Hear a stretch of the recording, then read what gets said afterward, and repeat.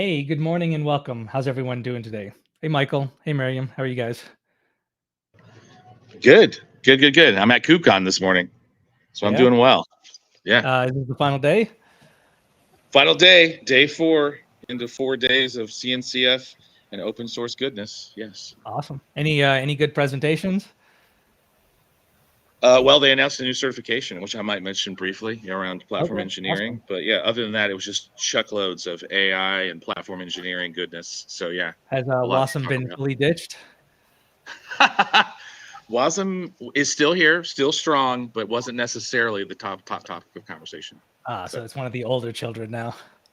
It is already after a year. So yeah, cool. I'm curious to see if anybody joining the session is also at KubeCon.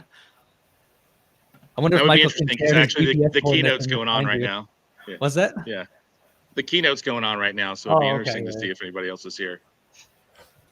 All right, cool. So I guess should we just hold off a couple more minutes before we get started?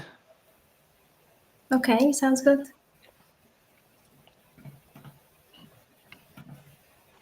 Any good swag, Michael? There were more socks this year than I remember being at previous years. I saw people walking around with like at all. It was like a thing for a while, and then there were drones, Legos, car. I mean, they had a station here where you could like actually take off a NASCAR car. Like you could actually you could take the tire off. It was cool. Yeah. It was just like the front bumper too. Yeah, there's been, and all the t-shirts you could ever want, mainly, of course, in black. So, yeah. Yeah. Yeah.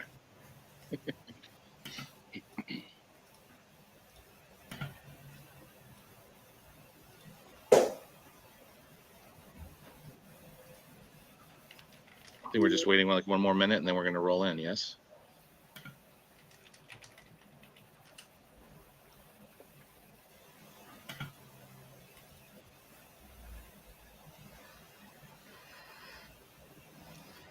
All right, perfect. Yeah, so let's go ahead and get started. Good morning, everyone. I just want to welcome you to our third Golden Kubestronaut Cohort session. And so this is going to be the third of 5 sessions that we have planned. My name is Sanjeev Thiagarajan, and I'm joined by...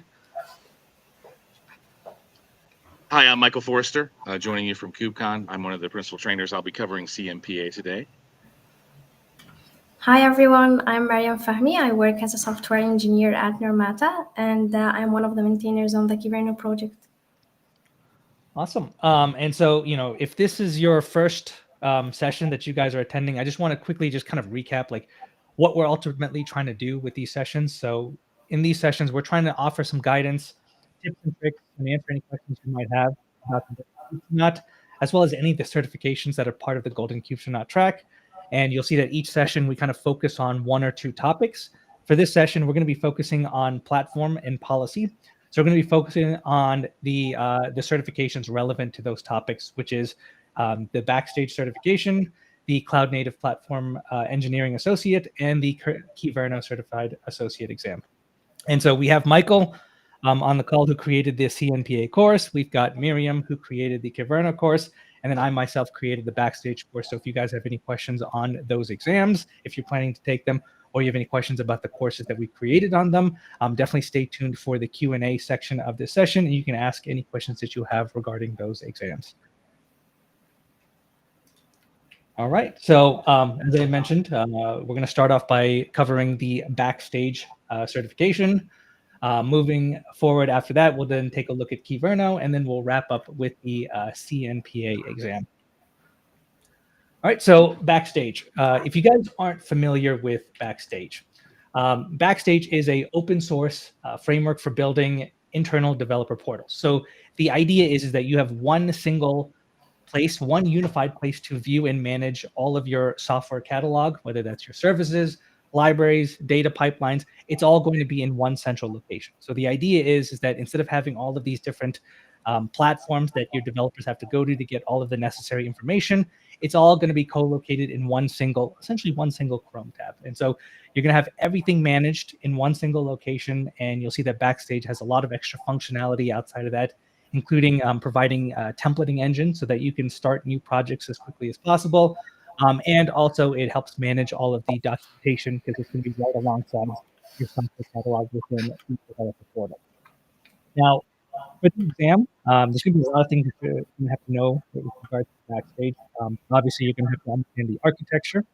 You're going to have to understand how to configure Backstage. So you have to understand how to use the app config.yaml file and the different configuration options that are available. You'll also need to know how to use the Backstage catalog, which is one of the main features. And it looks like we're having some audio issues. Let me switch my mics real quick. Let's see. How's that? Is that a little bit better, guys? I had to switch to the Mac microphone. Okay. All right.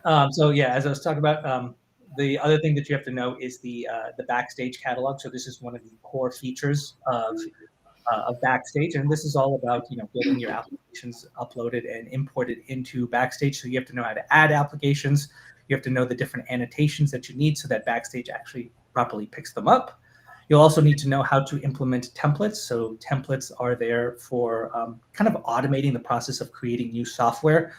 So normally when you have to create a new application, your developers have to go through a whole bunch of kind of mundane processes like getting a new application bootstrapped with all of the best practices, getting it uploaded to GitHub and things like that. With templates, you can automate all of that in Backstage. So you'll definitely need to know how to do that for the exam. You'll see that Backstage, since the idea is that it's a single portal that's going to provide all the things that a developer needs, it's going to need to be able to pull all this information from a variety of different places. So you need to be able to configure Backstage to integrate with other platforms like GitHub, GitLab, AWS, wherever you need to pull information from, or if you want to implement some sort of third-party authentication, you're going to need to know how to integrate with those various platforms. And then on top of that, you'll have to know how to implement tech docs in in Backstage. And then finally, you'll see that Backstage is meant to be as customizable as possible. So there's nothing you can't do with it, but you have to be able to implement the customizations yourself. Backstage has a lot of third-party plugins that add extra functionality, and you can create your own custom plugins to do whatever you'd like. And so for the certification, you do need to know how to add plugins as well as create your own plugins. And I do want to highlight, if you haven't worked with Backstage, Backstage runs on Node.js, and it uses React for the UI. And so even though you don't need to code for the exam, as it is a multiple choice exam, you do need to understand Node.js, understand the different NPM packages and modules that are necessary for Backstage, and you need to know a little bit about React. You don't need to know how to code it, but you'll need to you'll get questions on things like what is the theme context of the theme provider, and so these are kind of related to React. So understand that those two platforms kind of make up Backstage, and you do need to know some bit about them. All right, now on our platform, we do have a Backstage course, and this course is aligned with the curriculum for Backstage itself. And so you'll see that we kind of take you step by step from the beginning, which is starting with the architecture. We go over the basics of the different components that make up Backstage. And that's going to kind of break down, what's the difference between the front end and the back end. And it's important to understand because when you go to customize it, you need to know, do I need to make changes to the front end, or do I need to make changes to the back end, or even both in this case? So you got to understand the architecture. You got to understand how to configure Backstage as well using the app-config.yaml file. Following that, we then move on to the catalog feature or functionality of Backstage. And you need to understand how to add your applications to the catalog, as well as understand the different types of entities and relationships. So with Backstage, the idea is that when you have all of your services in Backstage, it's going to kind of build out a map of how everything's connected, like which services are dependent on other services. So you have to implement the relationships yourself so that it's documented in Backstage. So you have to understand the different relationships that you have available. We talked about how another feature that you need to know with Backstage is the templating functionality. So you have to know how to create a template, the different built-in actions, as well as how to implement custom actions, perform validation, as well as pull in secrets and things like that from external sources so that your users can get started with creating new applications as quick as possible. Following that, you need to focus on auth and permissions. So you have to know how to implement authentication. Maybe you want your users to authenticate using their GitHub accounts. And so Backstage supports all of that, but you have to know how to actually configure that. There's also a variety of different plugins that we have at our disposal, whether it's like a Kubernetes plugin or an AWS plugin to extract information from those various platforms. You need to be able to add your own plugins as well as create your own plugins. And then finally, we'll kind of wrap things up with implementing or configuring Backstage for production. And so that's going to be getting a Postgres database set up and running, as well as implementing some other best practices that are necessary for having Backstage work flawlessly in a production-based environment. And so in our course, if you haven't taken a look at that yet, we design all of our courses to be hands-on. And so, a lot of these topics, we're going to have a lot of hands-on labs for you to kind of practice and learn. You'll learn how to deploy your own Backstage instance. You'll learn how to set it up for production with a Postgres database. You'll learn how to register different services within the catalog. You'll learn how to set up your own custom templates for scaffolding. You'll understand the different configuration options for tech docs and how to configure it within Backstage. And you'll get a chance to learn how to utilize third-party plugins as well as create your own plugins yourself. All right, so just some quick exam tips. So if you're preparing for the exam, a couple of things you need to know. So a lot of times the exam, and I thought this was a little tricky because I wasn't expecting it when I took it, was that they'll ask questions about specific NPM packages that Backstage uses. So Backstage, you can just think of it as just a bunch of NPM packages that all do a certain functionality within Backstage. So you got to know the role that each one of these packages plays. So definitely take a look at the documentation. They kind of highlight the important ones that you might get asked about. You need to understand the different entities. So you'll get questions about that. So understand the different entities that you can create, the different relationships, as well as some of the different problems that you might have when it comes to importing them into Backstage. You need to understand the different options that you have within a template. So what are the different actions that you have at your disposal, and how to publish your final code into GitHub or whatever platform that you use. You'll get a lot of questions about the app-config .yaml file, as well as the other configuration files like the .local, the .production, or the environment-specific files. So there's a lot of different ways to configure Backstage, and you can kind of override your configurations with the other files as well. So you need to understand the purpose of each one of those before you take the exam. Now, a couple of common pitfalls. A lot of times you could be modifying the wrong app-config.yaml file. You want to make sure you modify the correct file for your specific environment. If you're setting up authentication, missing authentication tokens or misconfiguring the OAuth redirect URIs, these are common issues when setting up authentication. A big issue that I definitely want to highlight is when you implement third-party based authentication, you still need to make sure that you have users created and implemented in Backstage as well. So you need to map the users in GitHub with the users in Backstage. There's a variety of different methods on how you can go about doing that, but make sure that the users do need to exist in Backstage, or then authentication and really doing anything within Backstage is just not going to work. And then finally, if you create a new plugin, you're using another plugin, you got to make sure to also register the plugin with Backstage at the end, or then you won't see the plugin actually show up when you render Backstage. Now, when it comes to troubleshooting Backstage, just common things to look at. Obviously, the logs are pretty detailed, but they are a little Node.js, maybe React heavy. So knowing a little bit more about those platforms will make it a little bit easier to understand the logs that you might see within Backstage. You'll see that if there's any issues with importing applications into the catalog UI itself has pretty good error messages that kind of tell you exactly what's happening. You mess up a field in the, when it comes to defining the entity, that will be pretty well explained within the error messages. When it comes to tech docs, you'll see that there's a lot of different configuration options, and it's going to impact how tech docs works. And so if you're seeing any issues with implementing documentation in Backstage, usually that's just due to a misconfiguration and a misunderstanding of how tech docs work. So you need to understand, is Backstage rendering the documentation, or is your CI/CD pipeline doing it, and is Backstage just rendering it. So you need to know who's responsible for what based off of your configuration, or you're going to run into a lot of different issues. And then finally, a lot of times if something's not working, you probably just missed a label or an annotation. So Backstage makes use of annotations for determining, like which applications are going to be imported into whatever you're trying to do, or which code bases should be picked up by Backstage. It's all going to be annotation specific. So make sure you double check the annotations if you're running into any issues. All right, and so that's going to kind of wrap up what I wanted to cover in Backstage. We're now going to talk about Kyverno, and I'm going to pass it off to Mariam, and she's going to go over Kyverno. Yeah, thank you very much. So, first of all, Kyverno is a policy engine for Kubernetes that keeps things simple and similar and familiar. So instead of learning a new language, you write policies in YAML. So if you can write a Kubernetes manifest, you can definitely write a Kyverno policy. It is used with the Kubernetes API server as an admission controller. So you can use it to validate, mutate resources before they are created. And so to write Kyverno policies and solve real-world challenges, there are several key things you have to learn.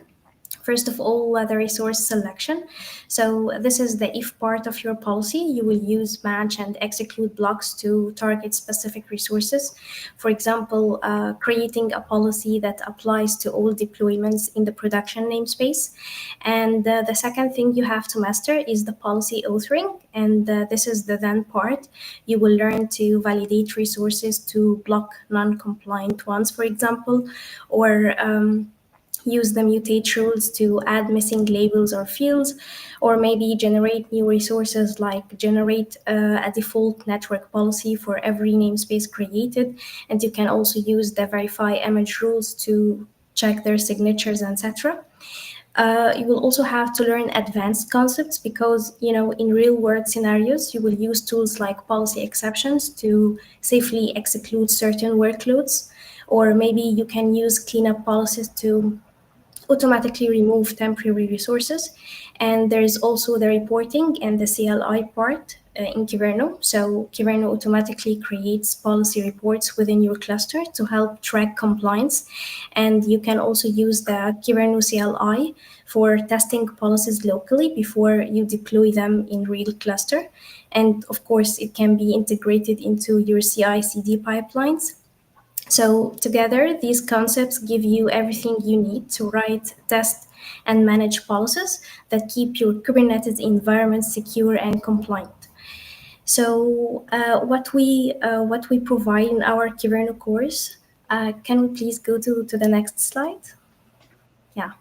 So our Kyverno course is designed specifically to help you develop a strong hands-on understanding of how Kyverno works internally. So we start with the fundamentals of the architecture and the admission flow.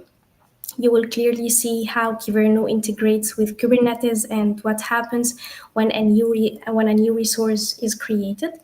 Next, we will dive deep into the policy authoring. So given that we are now understand the basics of the admission request flow and what happens internally, we need to learn as a second thing how to write Kyverno policies in the first place. So we will start by learning how to write, validate, mutate, generate, and verify image rules. We will also explore different subrule types, understanding when to use each one along with their strengths and limitations. And in addition to that, we will learn how to write policy exceptions, when to use them, and how to create cleanup policies and how they are implemented, or how the cleanup controller are trigger these policies. And finally, we will also cover the Kyverno CLI, how to use it to test your policies before deploying them in a real cluster. And the most important piece of all that is the reporting, because this is very important for the compliance and monitoring your overall cluster's health. We will also learn how reports controller generate policy reports and the entire process of that as well.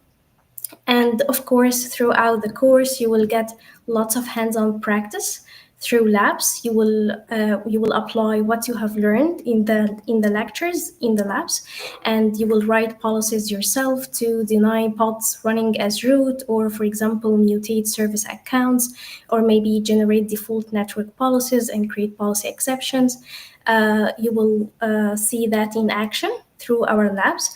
And these practical exercises ensure you are fully prepared and confident for the exam. Now we can talk about like the exam itself. Can we go to yeah. Thank you. So yeah, so let's talk about how to succeed in the Kyverno exam.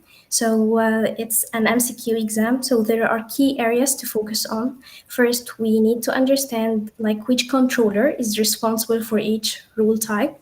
This is very important. So make sure you know the Kyverno architecture and like, for example, what triggers the background controller when it runs and how each controller operates in the first place.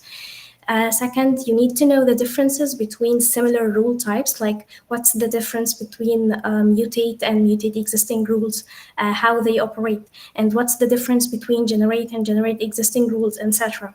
So you need to learn how to configure each of them correctly and when to use them. And third, you have to focus on the two main triggers, the real-time admission events and the periodic background scans. So you should understand the entire flow from when the admission request is received and to how a policy report is generated.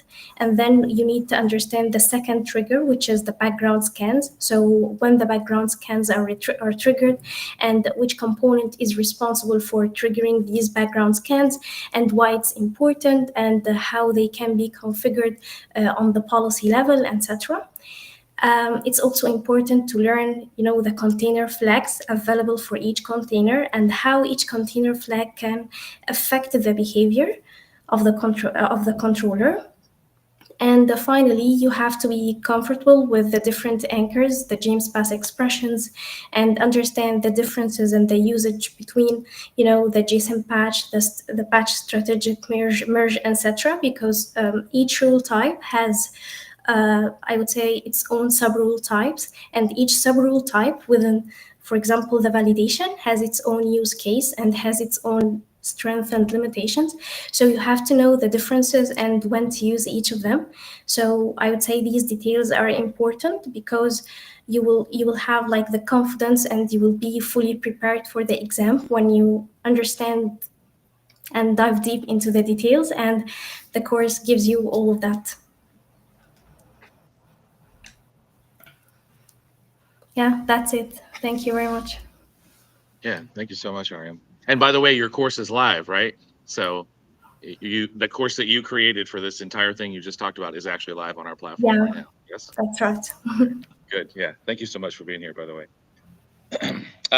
So let's talk about, I'm assuming you all can hear me since Mariam was responding to my questions. Let's talk about Cloud Native Platform Engineering Associates, which is kind of a mouthful because they just actually announced the Certified Cloud Native Platform Engineering, like engineer exams, the CNPE. So we're going to talk about the CNPA, not the CNPE, which was just announced. So this is the associates level exam. Next slide, please.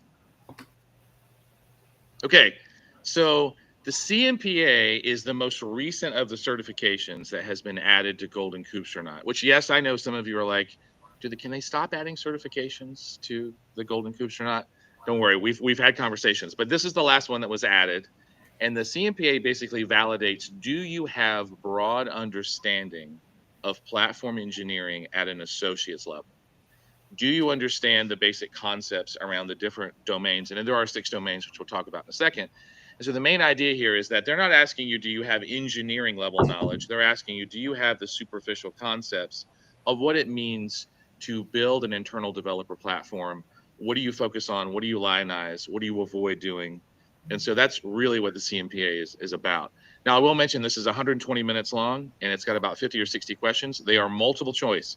So this is not a performance-based exam. This is a knowledge-based exam. You do get the full 2 hours, and you get 2 retries like you typically do with the CNCF Linux Foundation exams. Next slide, please. So there's Well, it should say 6, and that's totally on me. It should say 6, but there is kind of a hidden 7th layer that I'll talk about as far as the domains that are covered. So there's 6 domains here, and the biggest one by far is, do you understand core distinctions about platform engineering? Do you understand like the focus of platform engineering? For example, taking care of our internal customers, developers, making it frictionless and easy. Do you understand like the different pieces that are typically used? For example, GitOps is usually a strong component. Backstage, which is usually a portal, is also a strong component. And they will talk about specific tools like Crossplane and Backstage and Argo and Flux, but only at the highest level, right? Only at the highest level. So the 36% of the exam is actually these platform engineering fundamentals. Then about a fifth of the exam is actually observability, security, and conformance. So obviously, speaking to the knowledge that platforms have to be observable by default, you have to have metrics, they have to be secure. The whole CI/CD workflow, especially security around CI/CD, is a core conceptual focus for domain number 2. I will say, by the way, that all these domains can be found in the official GitHub repo for the CNCF. And so, we'll post the link actually in chat, but you can actually go straight there and just choose CNPA and see the details of what I'm talking about. Our course, by the way, is 100% conformant to that whole domain. So domain number 3 is about continuous delivery and platform engineering. So it's really about CI/CD and basically how CD integrates with CI, but it's really about continuous deployment, continuous delivery, both concepts actually. That's about a sixth of the exam. Domain 4 is all about understanding platform APIs and provisioning infrastructure. So a lot of infrastructure as code, a lot of understanding how you navigate and use APIs, both on the back end for providing the service, but also for providing API entry into your service, which you are basically creating a platform for developers. So developers love APIs, or at least we love offering APIs for developers to use. So that's domain 4. Domain 5 is about a little bit more about the mindset of being a product owner and a platform owner for developers, and how do you measure, track, like how do you look at the developer experience? The idea here is that some of us have joked about we should take engineering out of platform engineering and just say, hey, I run a platform, and then you'll look at it more like a product and less of an engineering project, which it's both, right? But this talks more about the fundamental concepts of like, who is our customer, what's the developer mindset, what are we trying, what kind of experience, what kind of friction are we trying to lower? Last domain, domain 6, is really measuring the platform. So this is less about observability, which is already covered in domain 2, and is a little bit more about things like developer satisfaction, developer adoption, the DORA metrics, for example, right? So lead time to delivery, how successful are you in terms of what's your change failure rate, what's your mean time to recovery, like all of those core pieces. Now, you might think DORA metrics are super lionized, right? If you're not familiar with DORA, this comes out of like Google's Research Center, right? But really what we're focused on is more about how happy are the developers to use our product and how much are they using our product. So the DORA metrics can be useful kind of additions to that concept, but the main focus is we want to make sure our customers are happy, and that we can tell both by what they tell us from the satisfaction survey, but also what they tell us from adoption. Next slide, please. So we do have a course on this. It was just published. This exam just came out in June, actually. So there is a full CNPA course. It is compliant with the curriculum. Obviously, it has our standard kind of, we've got gamifications, we've got quiz. We have full mock exams in this course as well. Here's an example slide of kind of the journey of platform engineering, starting with the foundations, the evolution of cloud, the DevOps movement, which was a huge piece of how this got, evolved. And then, of course, containerization, Kubernetes, and then of course platform engineering, which showed up in around 2017 and 2018, from, if my memory serves correct. I will mention there is kind of a hidden 7th domain that I'd like to talk about when taking the CNPA exam, is that it does actually presuppose that you have knowledge about almost every, like at a superficial level, every major project in the CNCF related to platform engineering. So you've got to know Kyverno and Backstage, at least at a conceptual level, and what it does, and maybe some of its kind of components. And when they do the engineering exam, which this is the associates, you're going to get far more into syntax and details and all of that. But for now, you just need to have superficial knowledge. Next slide, please. I did mention that we have mock exams, and I wanted to give you just a little sample of the types of questions. They're just multiple choice. This is going to seem very superficial, but it's actually really broad. So don't be fooled. I would definitely prepare for this unless you spent 5 more years or more in the CNCF landscape. And so, like, for example, what's the key benefit of platform engineering for development teams? And you'll see there that we're trying to reduce cognitive load and create faster delivery, right? We're trying to create business outputs, business improvement as a result of engaging the engineers. That's why we create these, internal developer platforms. Next slide, please.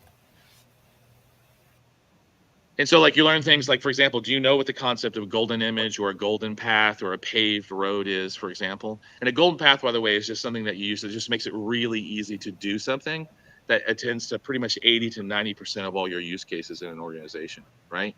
And, you see things there like, the most expensive deployment, obviously, the most manual deployment, right? The fastest possible, or the recommended, well-supported, only way to accomplish like common tasks. I know that answer is a little longer than others. It is shocking, by the way, how unsophisticated the last time I took it, which was in July. So, there may be some changes, but we'll improve our mock exams as they improve the actual exam. But you might be looking at this and going, wow, that looks pretty simple. But remember, don't be fooled. It's a broad, superficial set of knowledge. And so totally worth actually taking a course to kind of like skim and make sure that you've got that broad, superficial set of concepts for CNPA. So, yeah, that's it. Next slide, please. I think that was it for me. Yeah, there we go. On to you, Sanjeev. All right. So for those of you that haven't already done so, I recommend you guys check out the Golden Kubestronaut Leaderboard. It's just a place where you can go in and kind of track your progress as you achieve your Golden Kubestronaut. So you can log in, upload your different certifications, and you can also take a look at what all of your peers are doing, so you can see who else is going for certifications that you're actively working on. How far have they gotten on the Golden Kubestronaut journey? So it just adds a little bit of a social aspect so that you're not kind of just doing it by yourself. So if you haven't done so, definitely check it out, and we'll post a link for the leaderboard in the chat, and you guys can take a look at that.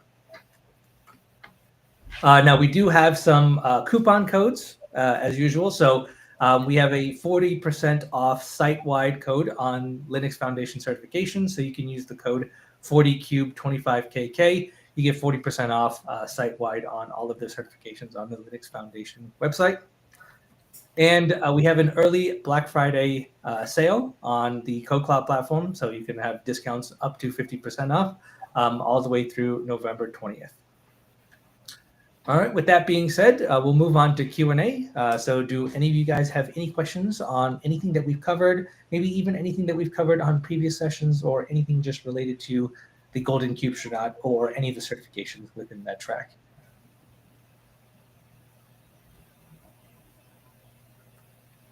So it looks like we got a question. It's wondering, will the CNPA be part of the Kubestronaut certification track in the future? So CNPA is actually currently part of Golden Kubestronaut. I can almost assure you that it will not be part of the actual just Kubestronaut. The Kubestronaut certification is primarily focused on Kubernetes. They are announcing a Kubernetes networking certification. That actually might get added to the Kubestronaut, not the Golden Kubestronaut, but the Kubestronaut certification. But CNPA will not be added to the Golden Kubestronaut. I'm almost 100% certain on that.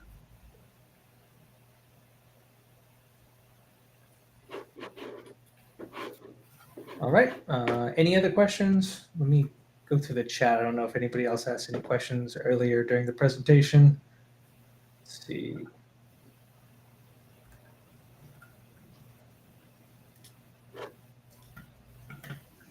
I didn't see anything pop up, but yeah. Well, actually, let's see. Marjan had a question, which was, I just started my DevOps career around 6 months ago. Should I start my Kubestronaut journey now, or do I need a certain years of experience before clearing these exams? So I can take that, or if someone else wants it, go for it. You got it, Michael. So I think, this is quite a question that's come up quite a bit, even at KubeCon, especially as we've interacted with a variety of people.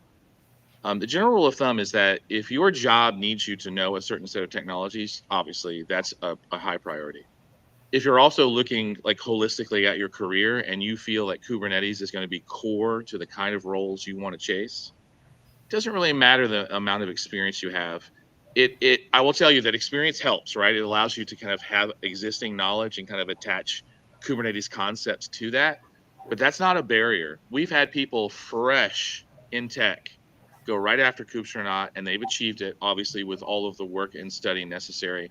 The main thing, though, about any of the Kubernetes exams, CKA, CCAD, CKS in particular, you just have to play with Kubernetes. And that's one of the core kind of fundamental focuses for KodeKloud is that's why every one of our courses, especially with Kubernetes, has a lot of labs because you got to get hands-on. So if you get a chance to run it in production, great. You get a chance to run your own home lab, great. If you are asking basically, do I need more experience to actually take the Kubestronaut and go after it and complete it? No, actually, we've had people just take our courses. I can't tell you how many people have even come up to me here and just said, hey, we passed just using your course with your labs. So Marjan, you don't actually need years of experience. You just have to stay focused and be consistent with your study and hands-on. That's it. Anybody have anything to add to what I just said, Mariam, Sanjeev? The only thing I want to point out is, obviously, if you want to learn a topic, learn it. There's nothing stopping you. The one thing I do notice, though, is sometimes people, see, things like Kubernetes and these buzzwords, and they want to learn it because obviously it looks good on the resume and whatever else. But I find that if you haven't learned if you haven't gone through the weeds of working without those tools, sometimes when you're learning it, it can be hard to kind of understand really what is the purpose of it. And I think there are some students that do struggle with this. So there's nothing stopping you from learning a software, but I recommend you try to get the basics down and understand what it's like working without those tools so that you can understand the benefits and really see what it brings to the table. Yeah, well said. Martin, I think you were also mentioning about wanting to contribute to a large platform. I would say start with Kubernetes and then build from there if that's something you really want to chase. But I like what Sanjeev also just said. So yeah, go for it. Yeah, just start small. Start pick one little piece and just go for it.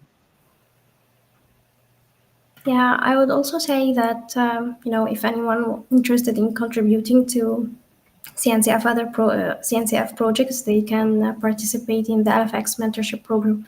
I started my journey learning about Docker and Kubernetes from KodeKloud, and then I started contributing to Kubernetes through the LFX mentorship program. So, yeah, it's I would say it's a nice approach because you get the opportunity to meet with the mentor every week, and you get all the help you need through through the whole mentorship.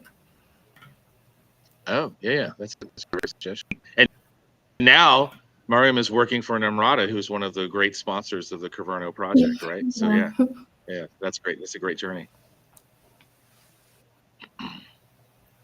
Okay.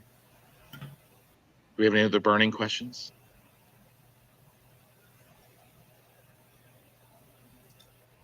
Yeah, I don't see anything.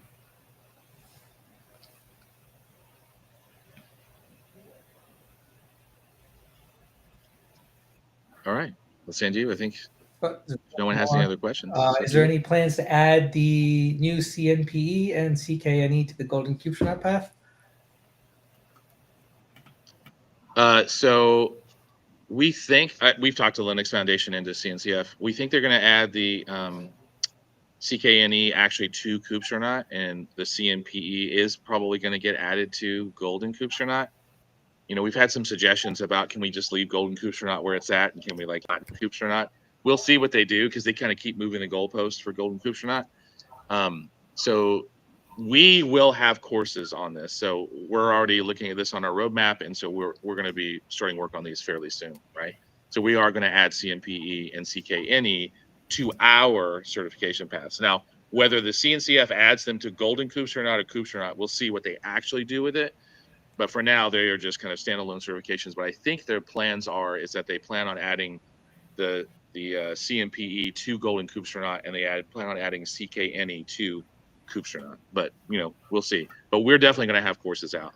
So, and one thing, of course, that's worth mentioning is that both exams, from my understanding, are actually going to be performance-based exams. And some of the people I've talked to who beta tested the CNPE have said it's really intense, actually. But yes, we will have courses for it, and the CNCF will actually fold it into their certification paths.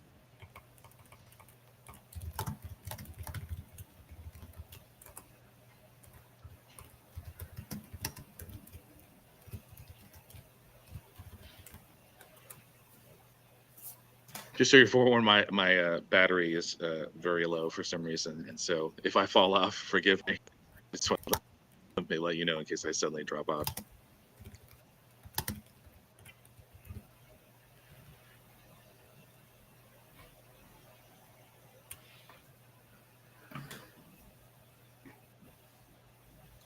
All right. Any other last final questions? For Parser Tech, we have a discount code of 40% for any of the certifications on the Linux Foundation website. So that'll help knock down the price a little bit, so it's a little bit more palatable.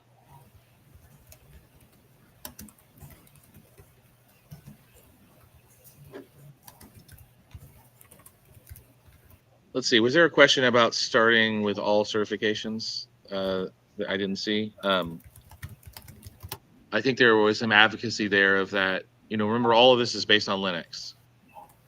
In fact, if you were to say, "Hey, Michael, you've been in here for 25, what would be your most important skill?" Linux is still in 2025 the most important skill, I think, to have, including VI, file manipulation, VI, all the stuff, right? So if you're looking like where to start, if you don't have Linux skills, which the LFCS is actually part of the Golden Kubestronaut, I would say start there. Linux skills are the foundation for everything else. You probably wouldn't even be able to navigate the Kubernetes exams without good Linux skills. So there you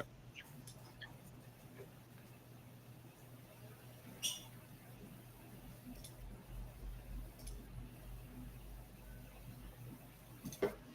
Okay.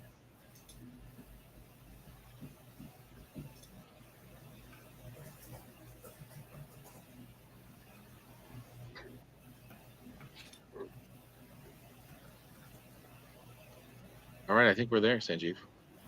And by the way, before we do that, I just want to say, Mariam, thank you so much for being here. So appreciated, right? Especially given your journey, but your great contribution to the Kyverno course. So thank you for being here and for doing the course. And hopefully we can have you back for future Kyverno and discussions around Golden Kubestronaut. So Yeah, thank you very much. I'm thrilled to be here today because, as I mentioned, I start my career with the help of KodeKloud. So without KodeKloud, I didn't even know what's Docker and Kubernetes, and it helped me a lot at the beginning of my career. So I'm very excited to be here, and creating a course on KodeKloud is really a big thing to me. So thank you, folks, for creating this platform. yeah, glad to have you. All right. And thanks everyone for joining this session. And definitely make sure to stay tuned for the next session, which will be up in 2 weeks. And we'll see you guys there. All right. Take care, guys. All right. Bye. Thanks, everyone.